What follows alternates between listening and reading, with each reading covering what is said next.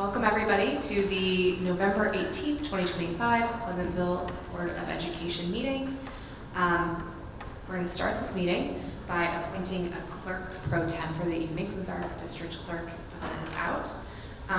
So the Board of Education is appointing John Chow as the clerk pro tem in the absence of the district clerk. Can I get a motion? So moved. Can I get a second? Second. All in favor? Aye. Aye. Any opposed? Can we congratulate him? Clerk pro tem. Congratulations. All right, we're going to start by rising to the Pledge of Allegiance. Pledge allegiance to the flag of the United States of America and to the republic for which it stands, one nation, under God, indivisible, with liberty and justice for all. All right, so we are going to start the evening with a special report. Dr. Lipinski, can you kick us off? Thank you. Tonight we have a presentation on the Dignity for All Students Act, otherwise known as DASA, which is a New York State law passed in 2012. And one of the main goals is to kind of regulate how we approach bullying and harassment in schools. So tonight we'd like to invite up our 3 building assistant principals to give us some more information on DASA at Pleasantville.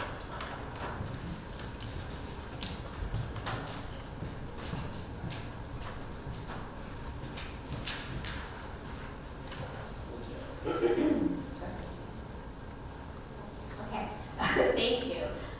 Good evening, and thank you for joining us.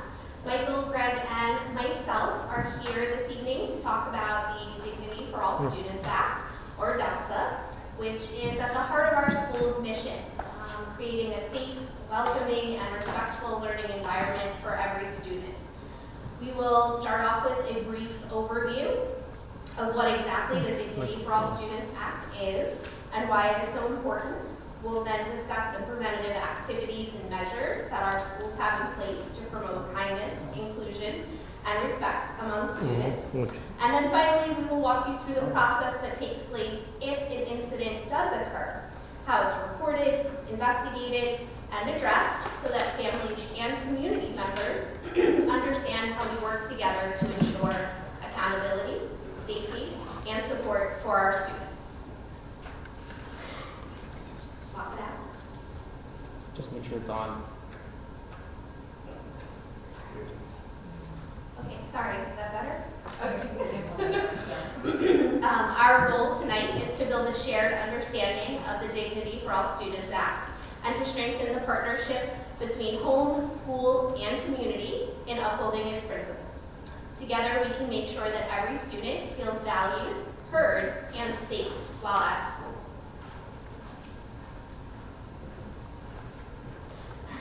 So the Dignity for All Students Act, otherwise known as DASA, is in fact, as Dr. Lipinski said, a New York State law designed to ensure that all students have a safe and supportive learning environment. It should be free from discrimination, harassment, and bullying.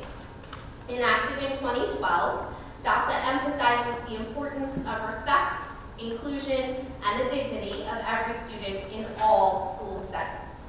Along with our district policy and codes of conduct, the law explicitly states that no student should be subjected to discrimination, harassment, or bullying, which does include cyberbullying, by employees or students. And this can occur on school property, off of school property, at school functions, sporting events, or even electronically. The Dignity Act is designed to create schools where kindness, respect, and inclusion are in fact the norm.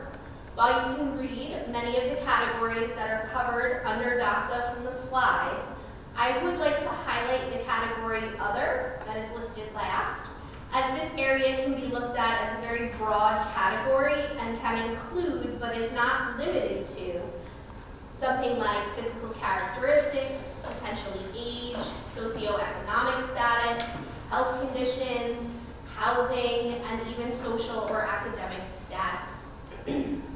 This law does require schools to foster environments where where students feel valued and protected. This includes promoting positive behaviors and respect for diversity through instruction and school culture. Each school must have a DASA coordinator, which in our case is both our principals and our assistant principals, that are trained to handle incidents of bullying, harassment, or discrimination. All staff are required to report incidents and to take appropriate action to address them. Our students receive instruction in character education, which focuses on empathy, respect, and even digital citizenship. These discussions are led by all of our staff in very age-appropriate ways in all 3 of our buildings. One important part of DASA is how we look at behavior. So not just what happened, but why it happened, and then most importantly, how it affected others.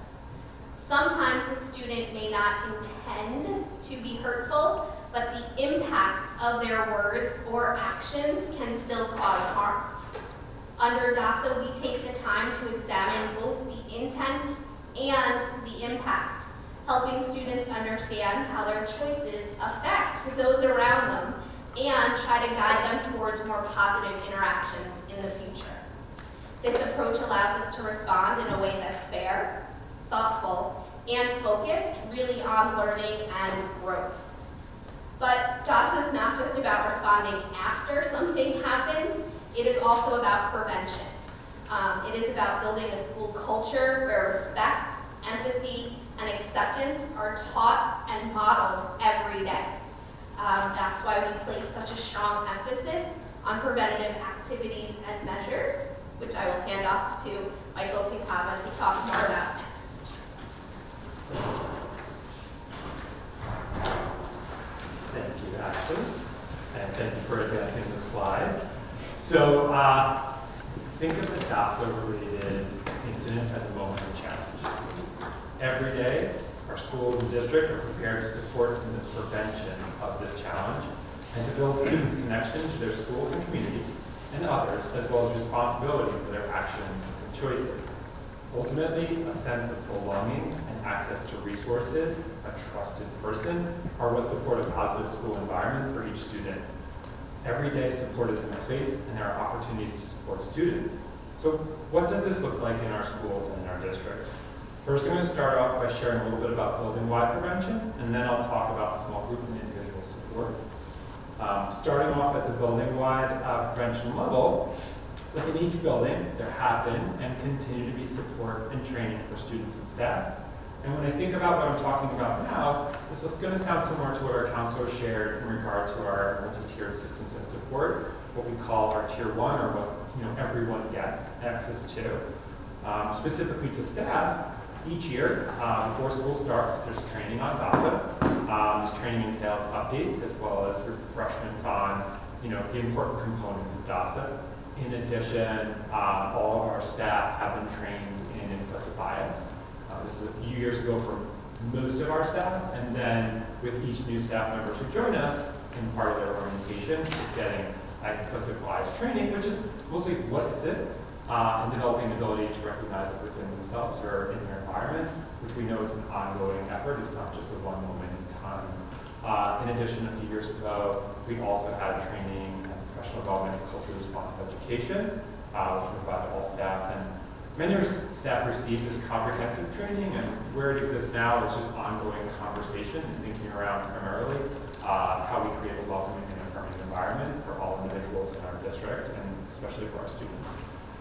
Regarding students, the support is also a training and a teaching around what the Dignity Act is, and that may be directly, or it may be focusing on social-emotional learning and emotional well-being.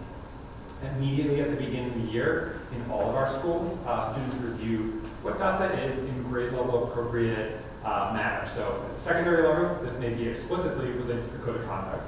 At the elementary level, we might be talking about bucket filling and kindness and recognizing difference. As students move from grade to grade and school to school, this is not a new conversation. It just is buffed up in a different way that's appropriate for our kids. In addition to the training at the beginning of the year, or this learning with the students, students have also access to rigorous social emotional learning education, as well as STEPS A, DBT, behavior therapy. Throughout the district, direct instruction with students occurs with counselors, health instructors, teachers around emotional well-being, coping, navigating conflict.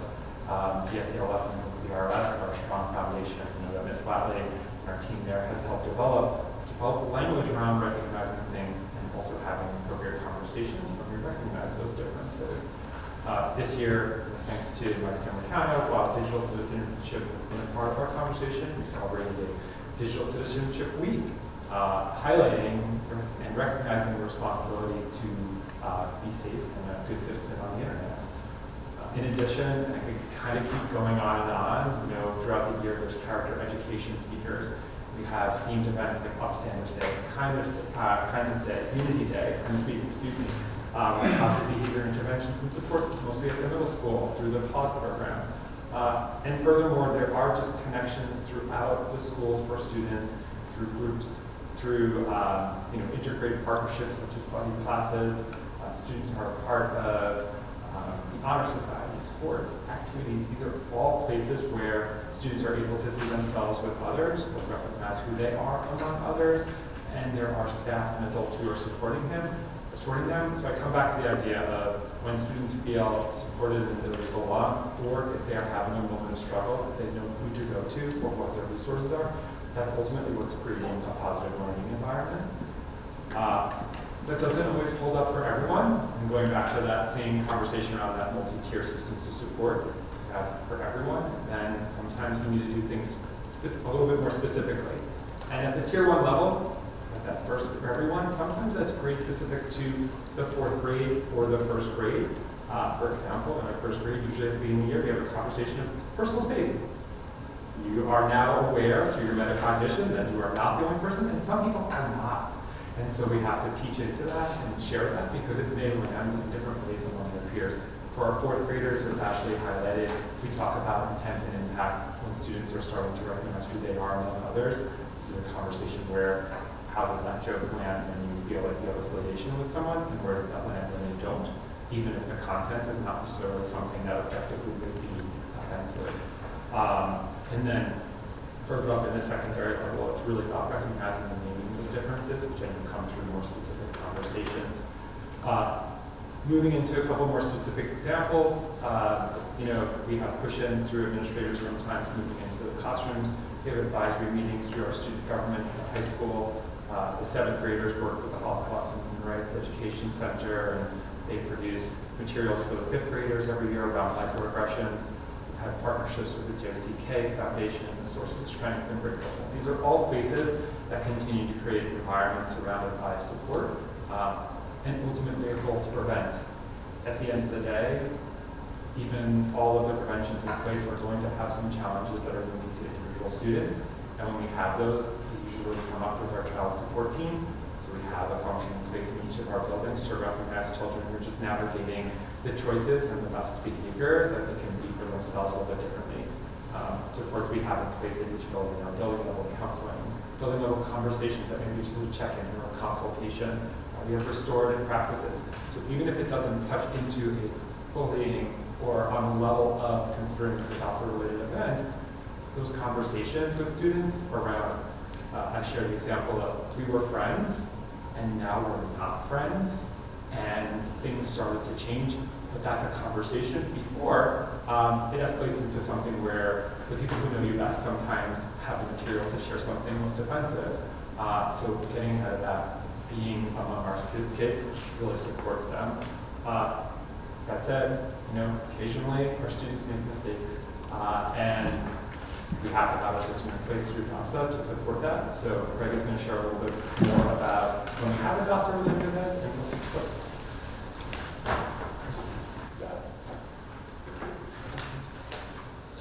Hi, Greg Foggy, the assistant principal of the high school. Mike Piccata told me I was a closer this evening, so Mike, I will try my best to wrap this up in terms of DASA. I'm going to speak in the first person in terms of how I go through this process, but it's very similar from the middle school and the elementary school.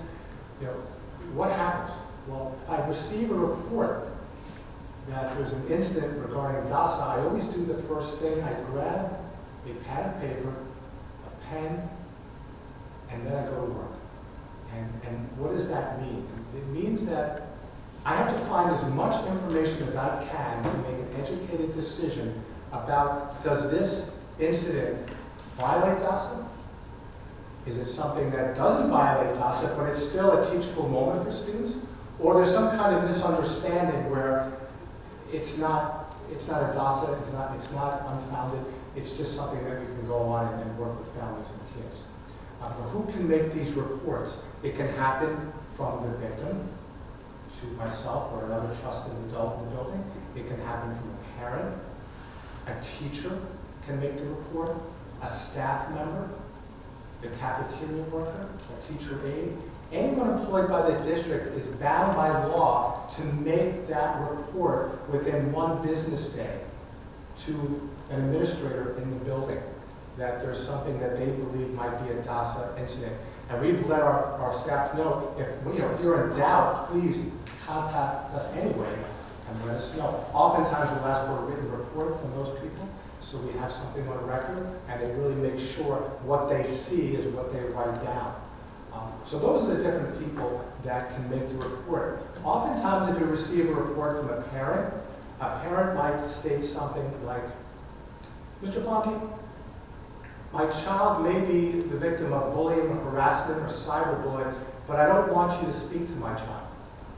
I don't want anyone to know about it. I don't want you to speak to the aggressor. I just want you to handle it. And it's a very difficult conversation because at the high school level, I have to interview everyone involved. I have to interview the victim.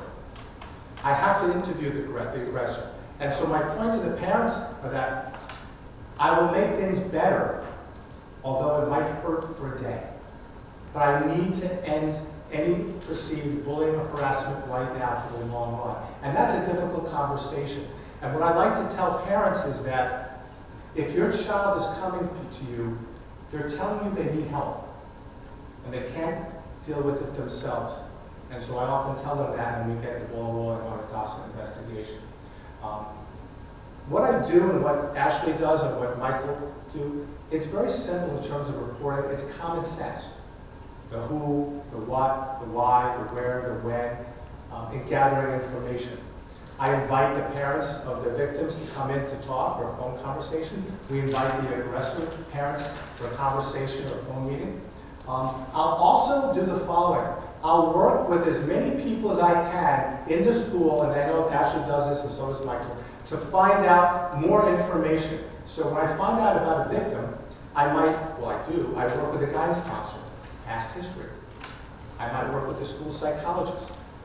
Sometimes our school psychologists have relationships with an outside clinician to get more information. And so that's what we'll do. We'll gather as much as we can to make a good decision. As a leader, I don't believe in isolation.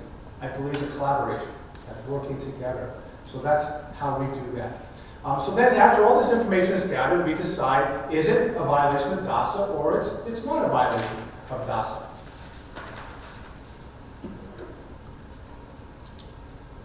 Now the response and how do we repair the situation?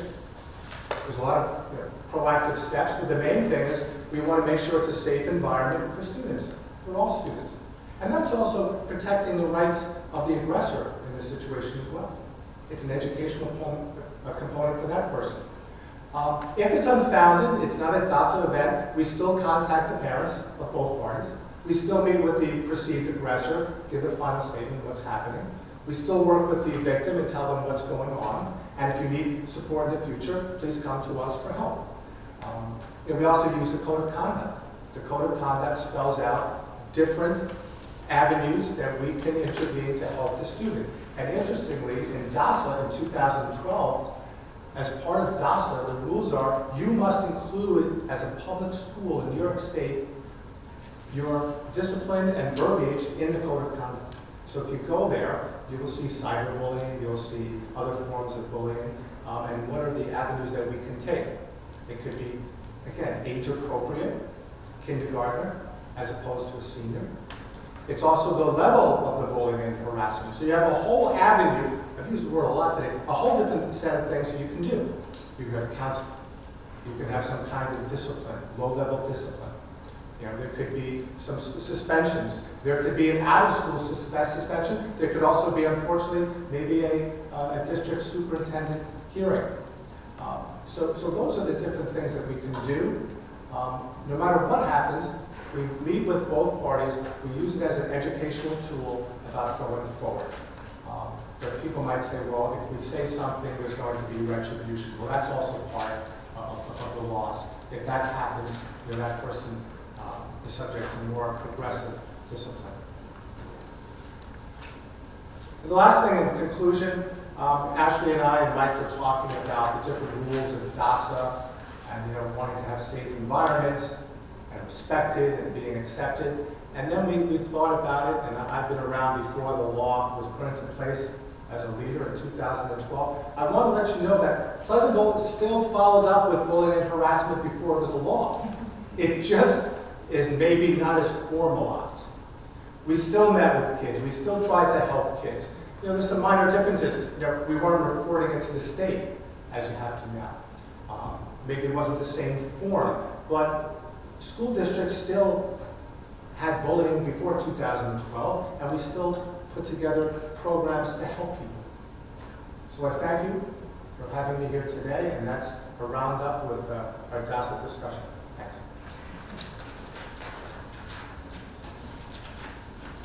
Can I just say one thing? First, so I just want to say thank you. I think this is obviously critically important work. It's also really sensitive and can be very difficult work to do.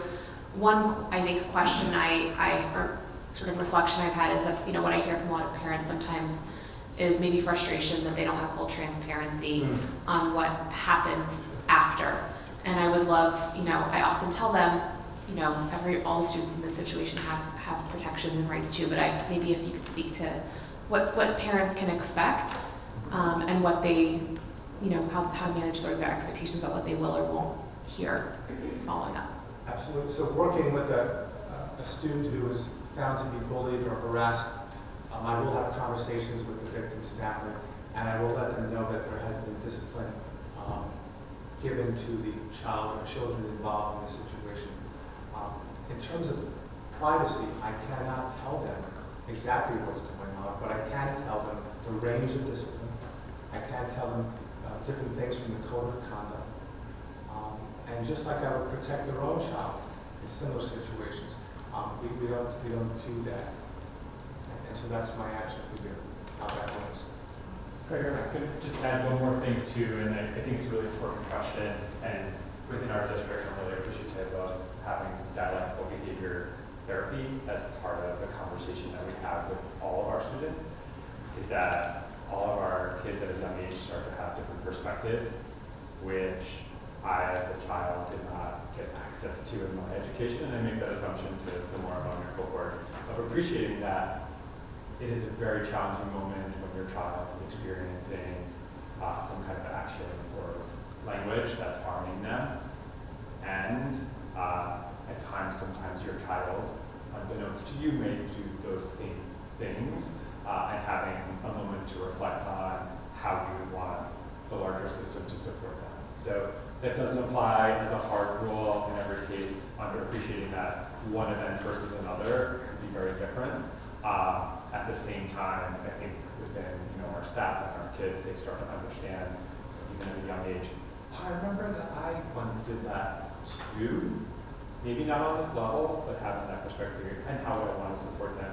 And then as a parent, to communicate to them, it's like, how would you want your child treated in the case that they make a mistake or they make a choice that would not be appropriate? So making sure that there's protections in place. Start from the big idea of like just being good people, but then to the letter of the law, making sure we're talking to it correctly.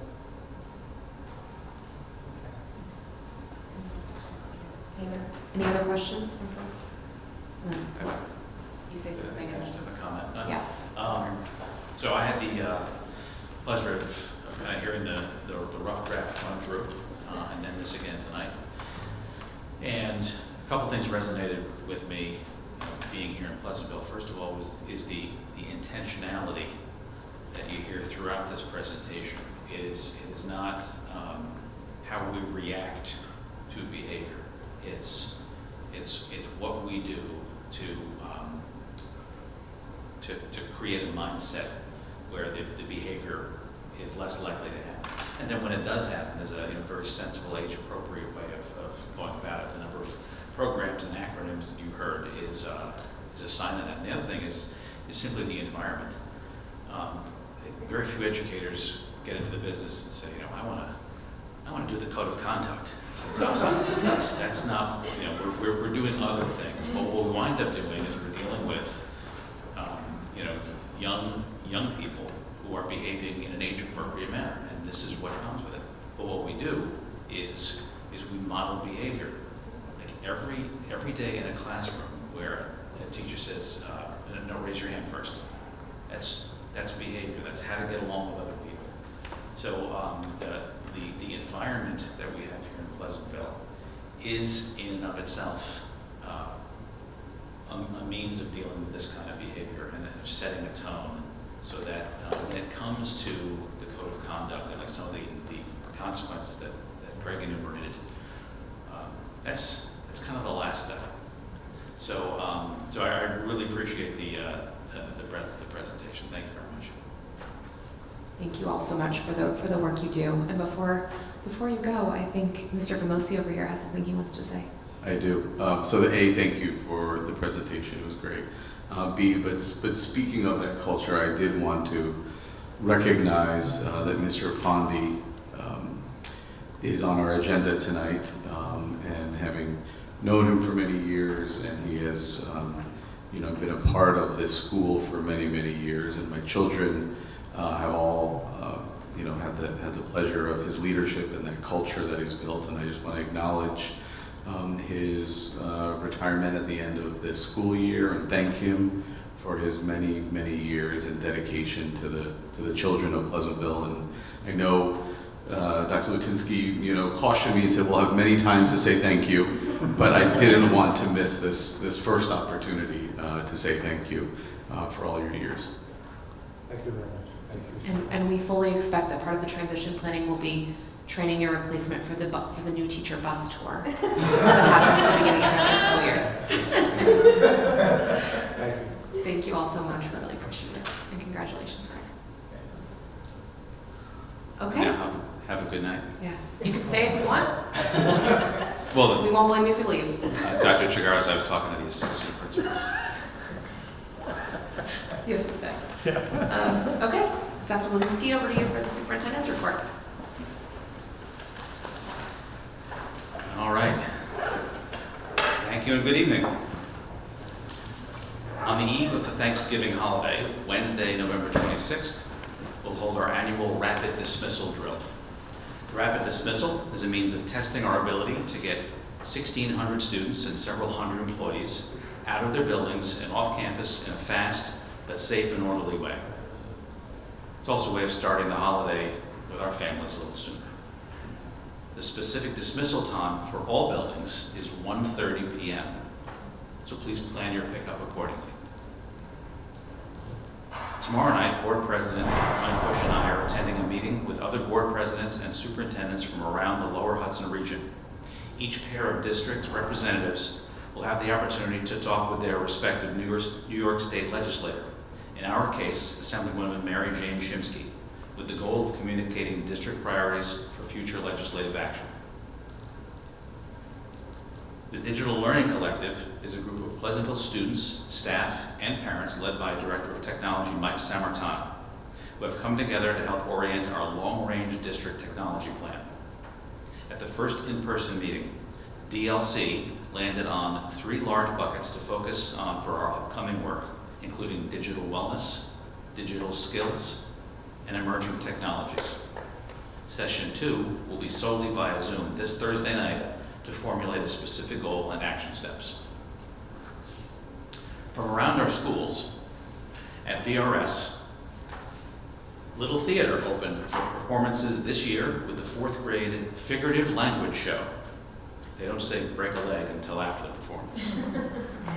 The kindergarten is going on a field trip to Ridgefield Playhouse to see Chicka Chicka Boom Boom, a celebration of the letters they are learning about in school and watching stories come to life. At the middle school, the 5th grade musical Alice in Wonderland Jr. was a huge success. I saw the first night's performance and I was really impressed with the energy of the show, the sheer glee on the part of the students, and also the overall quality of the production. Our 7th grade students had the opportunity to experience a phenomenal performance by storyteller Sheila Arnold, who portrayed Ona Judge, an indentured servant in Martha Washington's household. Her storytelling brought history to life in a powerful and engaging way, and we're grateful our students were able to learn through such a meaningful presentation.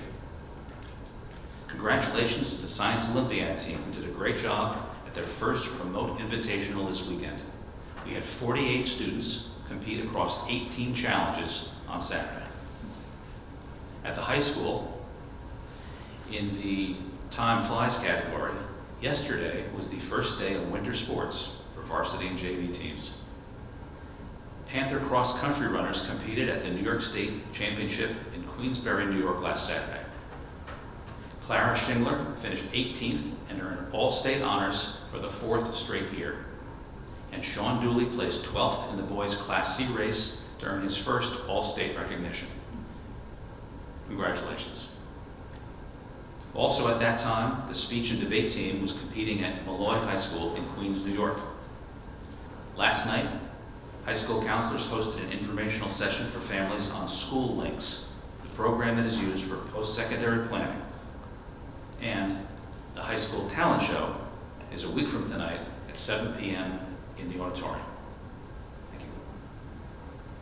Thank you, that sounds fun. I also saw Alice in Wonderland Junior on the last night, and they were incredible. So back to you for an update on the capital project. All right.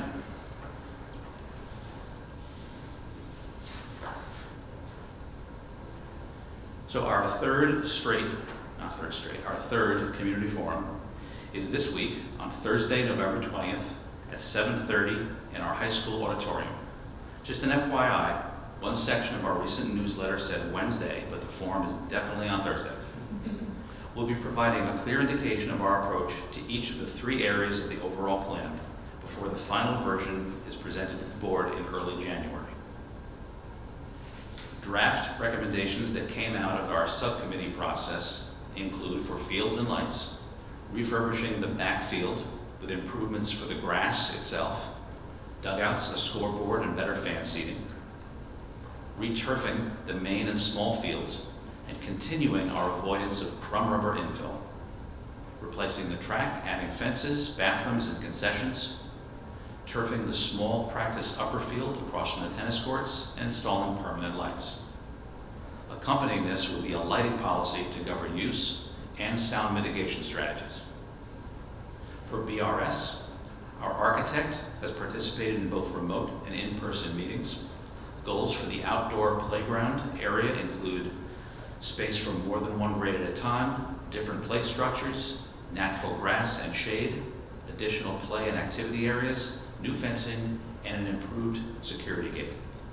And for STEAM, the architects conducted a tour of all 3 buildings and met with staff to match the set of proposed renovations submitted by the subcommittees with the existing spaces. Science, arts, and multipurpose spaces have been identified for upgrades, including audio and visual technology, modern flexible furniture, increased storage, and improved utilities. Critical infrastructure items include the BRS chillers, high school water pumps, high school auditorium lights, and PA security system have been accelerated so that plans can be completed concurrent with our May vote. Finally, at the forum, we'll explain how the projected debt service should result in tax-neutral borrowing, and how state aid will be used to pay for half of the project. Since we do not have the specific dollar amounts for each item of the project, we will not be able to answer the question, how much will this cost, until January. To continue our efforts to keep our community up to date on Pleasantville Forward together, all information is up to date on our website, and we'll continue to make use of postcards and electronic communications. Again, the forum is this Thursday night, 7:30, high school auditorium. Thank you. Thank you. Anybody else wants to add? No? Great. Thank you. We look forward to seeing as many people as possible on Thursday. So we're now moving to public comment section of the evening. It's the practice of the Pleasantville Board of Education to welcome public comment in accordance with District Policy 1510. Is there anybody here who would like to make a public comment? Spoiler for those at home, we can tell there is nobody here who wants to do that. So we're going to move on to the next section. So moving on to the consent agenda. Can I get a motion to approve? So moved. Can I get a second? Second. Any discussion or questions? Well, the first thing, the spoiler already, was that we want to say thank you and congratulations to Mr. Fondi, who is planning to retire at the end of this year and will leave very big shoes to fill. And then also want to say a big thank you to the Tina Gambino Memorial Foundation, who is doing contributions to all 3 of our schools. We're very grateful and appreciative of the amazing work that they do. Anything else? Anybody else? Questions? Okay. All in favor? Aye. Aye. Any opposed? Great. All right. Any closing remarks from my fellow board members? Any updates or things that have been happening this past few weeks that you want to mention? Sure. I attended the SEPTA meeting yesterday, which was informative, and just a wonderful group of people doing some great work for our students. And to remind everyone that the pie sale is open until midnight today, so get your pie orders in. Anybody else? I've been trying to meet people to talk about the capital project, so if anyone would like to have a discussion, as opposed to in a public forum, happy to have further discussions. I think we all are. So, and I think we'll definitely increase that communication, those opportunities as we gain more or further clarity on what's in there. But I think having this discussion and feedback is very timely and helpful. And then I want to also congratulate John for an excellent job tonight on the clerk area. Yeah, and ditto. I think we're all open to having meetings with folks, and we'll be working on some sort of public opportunities at coffee with board member, et cetera, particularly if we get some more of that information about costs and details so that we can provide some of the answers that folks really want to hear about. I'll be announcing some upcoming FOBA events at our next meeting. All right, anything from the left side over here? Just a quick public service announcement. Our Pleasantville Police Department's been working with some local citizens on traffic topics. So, again, just as a PSA, I want to remind people during drop-off, pickup, please try to avoid parking and overlapping in our neighbors' driveways. Leaves at this time of year can be a challenge. So please try to navigate safely in the morning and for afternoon pickup. All right, with that, can I get a motion to adjourn the meeting? So moved. I think that was Laura Delman. No way. Can I get a second? Second to Lucas. All in favor? Aye. Aye. Aye. Any opposed? All right, thanks everyone. Have a great evening.